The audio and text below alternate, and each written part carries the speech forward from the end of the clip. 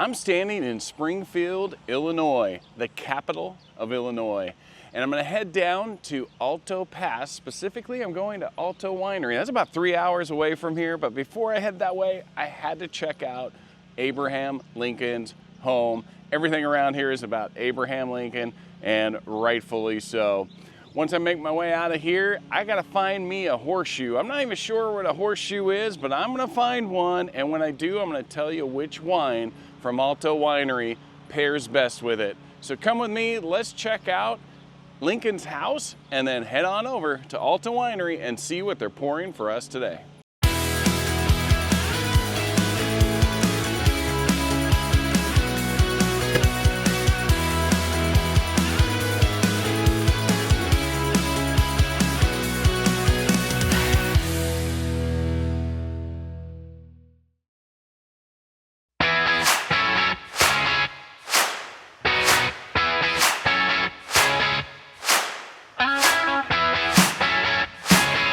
There are places where the past imposes its will through its physical weight.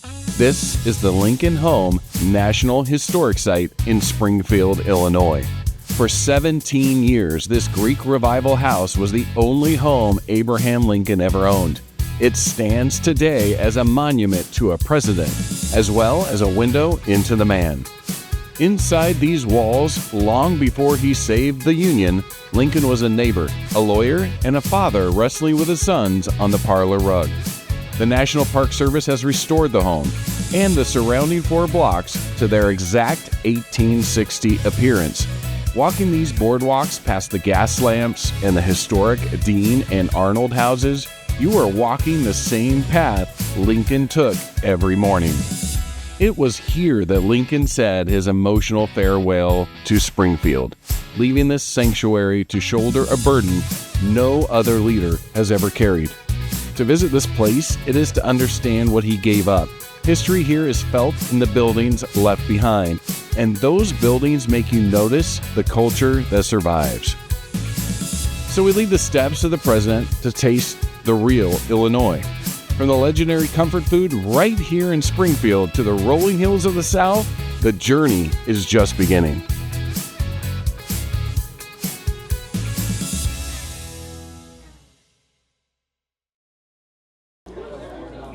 Sometimes you have to switch things up on this trip, and we're heading down to Alto Pass, and that was a little bit too rural to find a horseshoe down there. We could find one of the best horseshoe places in Illinois right here in Springfield before we head that way. So today, I'm going to try the food first, and then I'm going to tell you later which wine pairs with it. You cannot survive on history alone. After walking in Lincoln's footsteps, you need sustenance. And in central Illinois, there is one culinary legend that reigns supreme. It's not delicate, it's not pretty, it is a delicious, messy monument to comfort food. This is the horseshoe. Invented back in 1928 at the old Leland Hotel right here in Springfield, it was designed to resemble a blacksmith's anvil, originally using ham for the horseshoe and fries for the nails. Today, if you want the ultimate modern version, you come to DRC's Pint. Since 1998, this cozy Irish pub has become a ground zero for shoe connoisseurs. The architecture is simple but devastating. It starts with thick-cut Texas toast, then your protein, burger, buffalo chicken, whatever you want. Next, a mountain of crispy fries piled so high you can't see the plate. The true magic of this creation is in the deluge of the sensory overload. DRC's famous homemade white cheese sauce, well, it blankets everything in liquid gold. Eating this is a contact sport. It's absurd, it's incredible, and it is absolutely mandatory when in Springfield, you eat the shoe. Let me tell you what a horseshoe is. So I ordered the horseshoe. This is today's special, which is a Sloppy Joe horseshoe. But at the end of the day, what a horseshoe is Texas toast with some kind of meat, usually. On top of that, they cover that in fries and cheese. That's what it is. And this is actually a really good version. And they're very, very busy here, and I can see why. They told me all summer long they're very busy. This is the half order. So if you come here, understand what you're getting yourself into if you do the full order, because I'm probably not going to finish this half order. It's a lot of food. And I did notice on the way in that they also have a shoe trail. So you can go all over Illinois and try horseshoes all over the state. So with that, I'm going to say so long from Darcy's, and we're going to head down to Alto Winery and see which wine would have paired best with this horseshoe.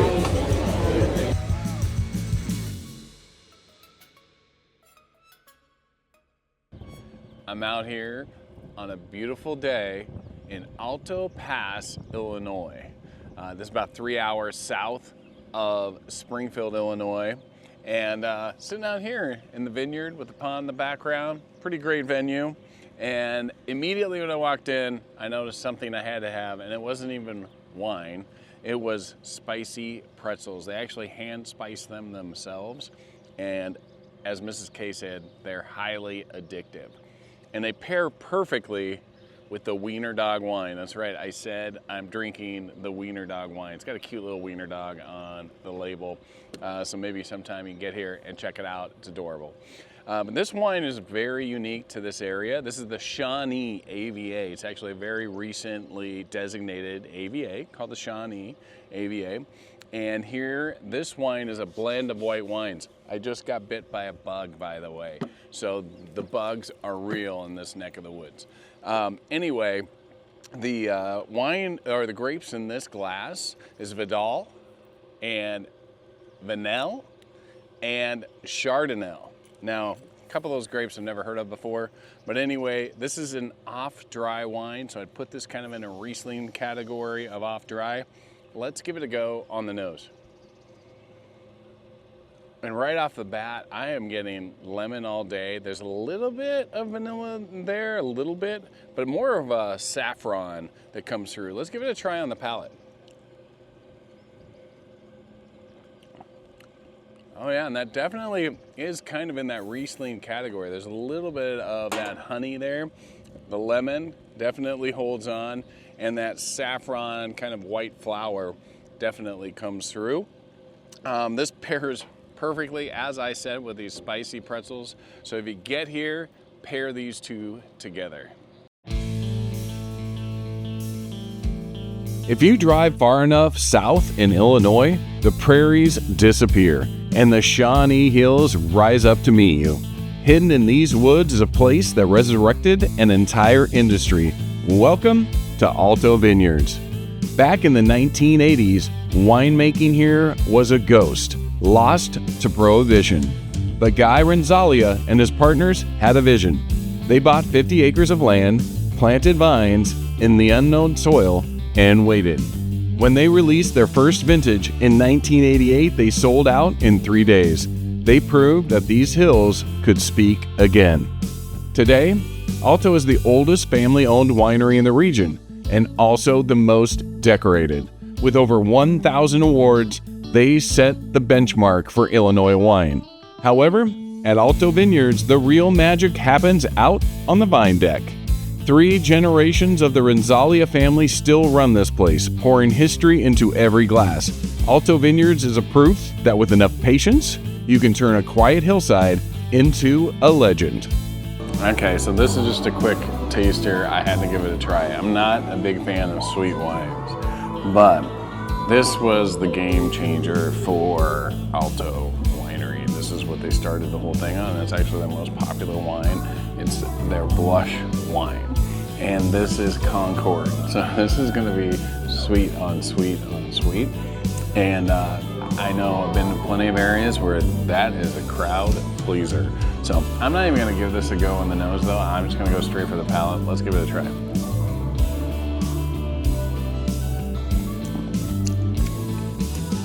And it definitely has that Concord grape, like table grape kind of grape juice taste to it. It's sweet. I can see why a lot of people love it. And it's a crowd pleaser. Right? It's not necessarily what I'd usually drink, but I can totally understand why people love it. So this right here is a lot of fun. and it's a wine from Australia. That's right, I'm sitting in the middle of Illinois and I'm drinking a wine from Australia. Why is that important and why is that cool? Well, let me tell you. The winemaker is Renzaglia, that's the last name of the family. The dad started this winery here at Alto Pass, Alto Winery, and he had 4 children. So the 3 children that are still here in the US, they run the winery right here in Illinois. However, one of them moved to Australia and is making wine in Australia. So this is a Renzaglia Shiraz from Australia. And they switch wines, so there's some Australian wines being served here in Illinois, and then there's some actually Illinois wines being served in Australia. I'd love to see how that's going over. Anyway, this Shiraz comes off like you would expect an Australian Shiraz to come off, but let's give this a go on the nose. And that is big, bold, and powerful, comes off red fruit all day long. And then there is that pepperiness, or maybe even a little hint of eucalyptus. Let's see if that holds on the palate. Let's give it a taste.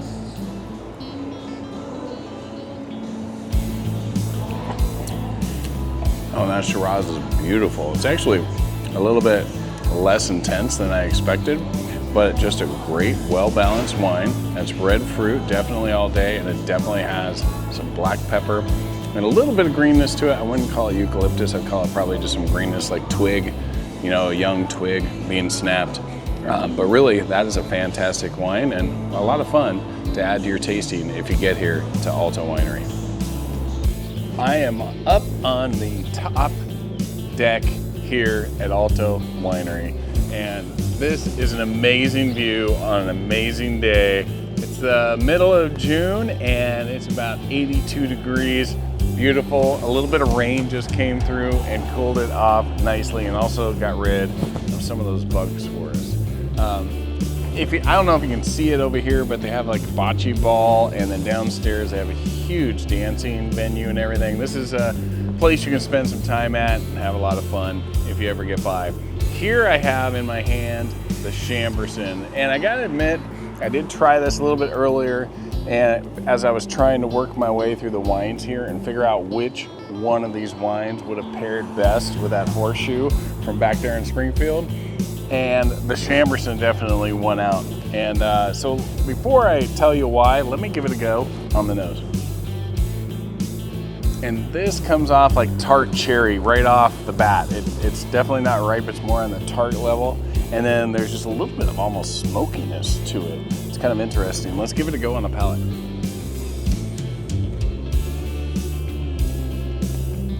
And actually smokiness kind of holds up. And it definitely is red cherry. A little bit of like a mushroom there that goes with it.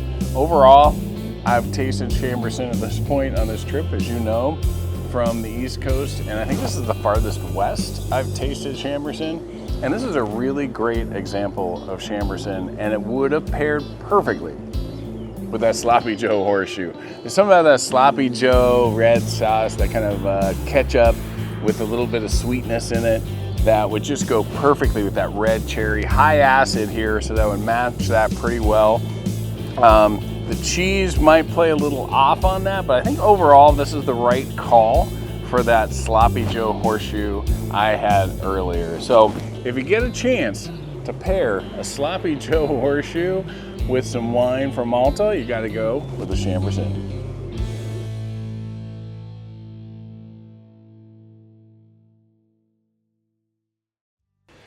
Just finished the wine tasting here at Alto Vineyards in Alto Pass, Illinois. What a great trip. We started in Springfield, got to see Abe Lincoln and his home, and then actually got to eat a Horseshoe at Darcy's Pint, and then found out that the perfect pairing was the Chambourcin. I'm gonna call that good from Illinois. This is a fantastic trip. I'm gonna say so long for now, and I hope I get to see you somewhere on the wine trail.